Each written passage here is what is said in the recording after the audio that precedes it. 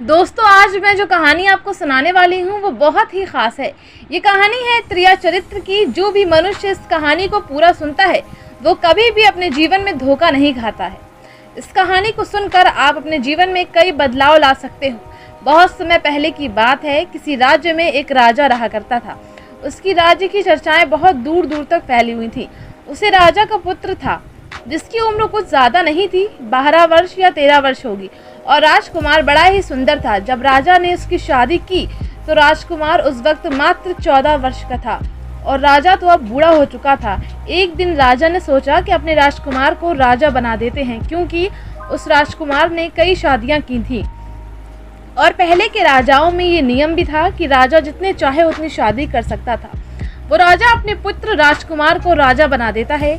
राजकुमार की शादी हो चुकी थी। वो राजकुमार जो कि राजा बना था अपनी पढ़ाई लिखाई फिर भी कर रहा था।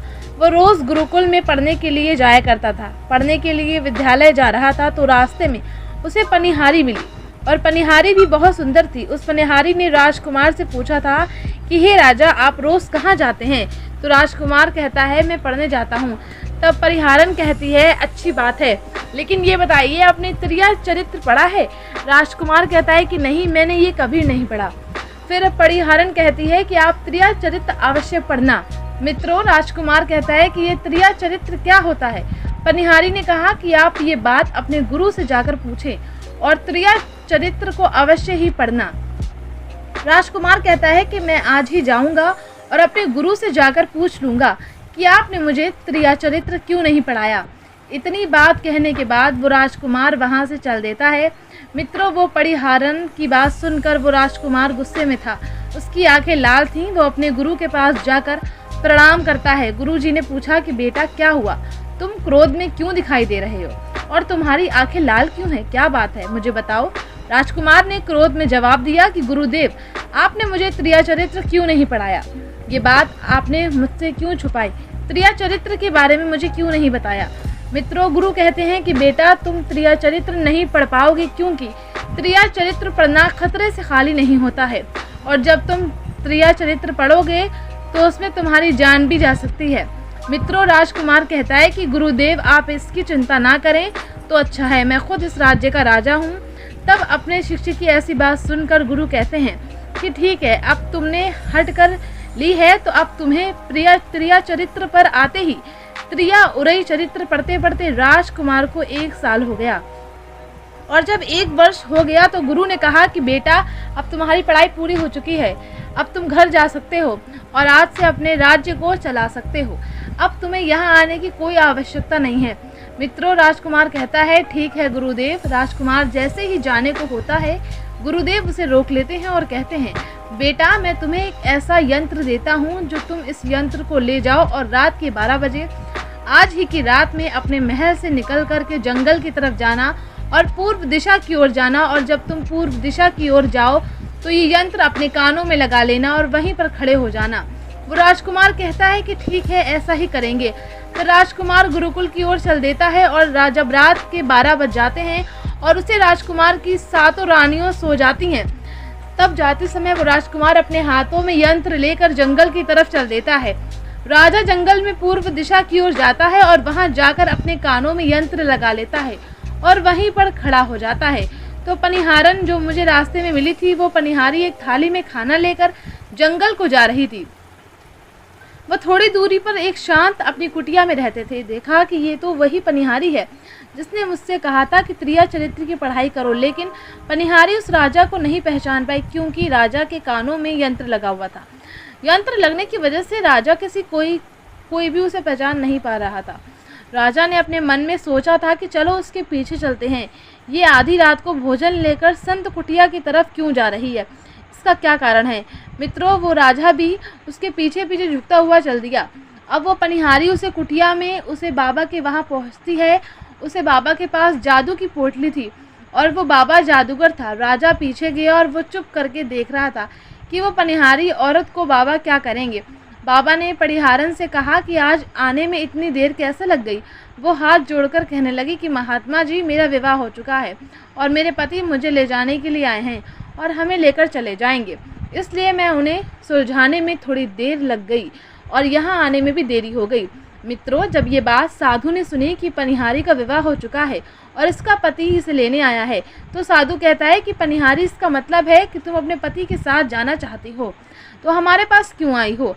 पनिहारी कहती है कि मैं आपके बिना नहीं रह सकती हूँ, मैं आपके बिना नहीं जा सकती हूँ। तो साधु कहता है कि पनिहारी, इसके लिए तुम्हें काम करना होगा। साधु एक बड़ा सा चाकू निकालता है और पनिहारी से कहता है कि पनिहारी, जाओ अपने पति की गर्दन काट कर यहाँ लेकर आ जाओ, मैं करूँगा, तुम्हें अपनी पत्नी बनाऊँगा। मित्रों, बिना कुछ सोचे समझे वो चाकू को ले जाती है और दौड़ते हुए अपने घर जाती है और उसके पति सो रहा था वहाँ जाकर अपने पति की गर्दन काट देती है और उसकी गर्दन को लेकर साधु के पास आती है। और जो राजकुमार थे उसके पीछे उसका सारा कारनामा देख रहे थे। जब साधु ने देखा कि अपने पति को मार करके उसकी गर्दन यहाँ लेकर आई है, साधु को बहुत गुस्सा आया और उसने बोला, उसे लात मारी और कहा कि यहाँ से भाग जाओ, यहाँ से जब तू अपने पति की नहीं हो सकी, जिसके साथ तूने 7 फेरे लिए, तो तू मेरी क्या होगी? जल्दी भाग जाओ यहाँ से, अगर तुम मेरे पास दोबारा आई तो मैं तुझे जीवित नहीं छोड़ूंगा। मित्रों, साधु की इस बात सुनकर उसे परिहारन को ऐसा लगा जैसे उसके पैरों तले ज़मीन खिसक गई हो। फिर भी अपने पति की कटी हुई गर्दन घर लेकर आई और उसकी गर्दन जोड़ देती है और वहीं बैठ जाती है। और इधर जैसे ही सवेरा हुआ, अपने पति के पास बैठकर रोने लगती है और चिल्लाने लगती है, देखो, किसी ने मेरे पति की हत्या कर दी। लेकिन रात में उसे परिहारिणी का सारा कारनामा राजकुमार देख चुका होता है। इधर सारे गांव वाले पनिहारी के घर चलते हैं और उसके पति की लाश को लेकर गांव के बाहर जाते हैं उसका दाह संस्कार करने के लिए। और वो पनिहारी भी पीछे से भागती हुई रोती हुई चली जा रही थी और उधर राजकुमार भी जा रहे थे, जो कि अपने राज्य के राजा बन चुके थे। पनिहारी भागती हुई चिल्लाती हुई पहुंची और कहने लगी, मैं सती बनूंगी, क्योंकि अगर जब मेरे पति ही नहीं रहे तो ऐसे जीवन का क्या फ़ायदा, मैं इन्हीं के साथ सती हो जाऊंगी।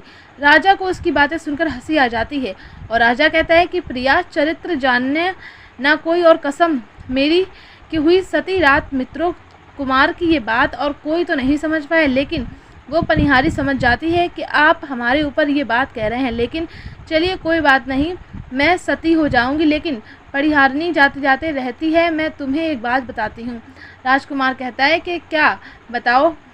वो कहती है कि राजा साहब, आप जब चटाई पर बैठे तो चटाई को झाड़ कर बैठना। तब राजकुमार कहता है कि मैं राजा हूँ, मुझे चटाई से क्या मतलब, पता है। पनिहारी कहती है कि नहीं, जब भी तुम्हें कोई नौबत आए चटाई पर बैठने की, तुम चटाई को झाड़ कर बैठना। राजकुमार कहता है कि चलो ठीक है, अगर तुम कह ही रही हो तो मैं ऐसा ही करूँगा। और खाने के बाद वो अपने पति के साथ सती हो जाती है और राजकुमार उसका अंतिम संस्कार करवा कर अपने घर को आ जाते हैं। और मित्रों, इसी तरीके से पूरा दिन व्यतीत होता है।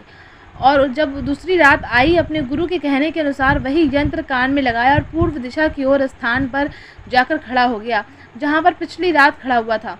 दूसरी रात को राजकुमार ने क्या देखा, अपनी 7 पत्नियों को भोजन की थाली अपने अपने हाथों में लेकर इस साधु की कुटिया की तरफ जा रहे थे। जैसे ही राजा ने अपनी 7 पत्नियों को उसे साधु की कुटिया की तरफ ले जाते हुए देखा, रात को वो अपने मन में सोचने लगा कि ये क्या चक्कर है। तभी उनमें से एक रानी राजकुमार को देख लेती है, लेकिन रानियों ने अपनी पति राजकुमार को नहीं पहचान पाई, क्योंकि राजकुमार अपने कानों में यंत्र लगाए हुए थे। वो यंत्र लगाने की वजह से राजा को कोई पहचान ही नहीं पाता था। उनमें से एक रानी कहती है कि ये लड़का इतनी रात को यहाँ पर क्यों खड़ा है।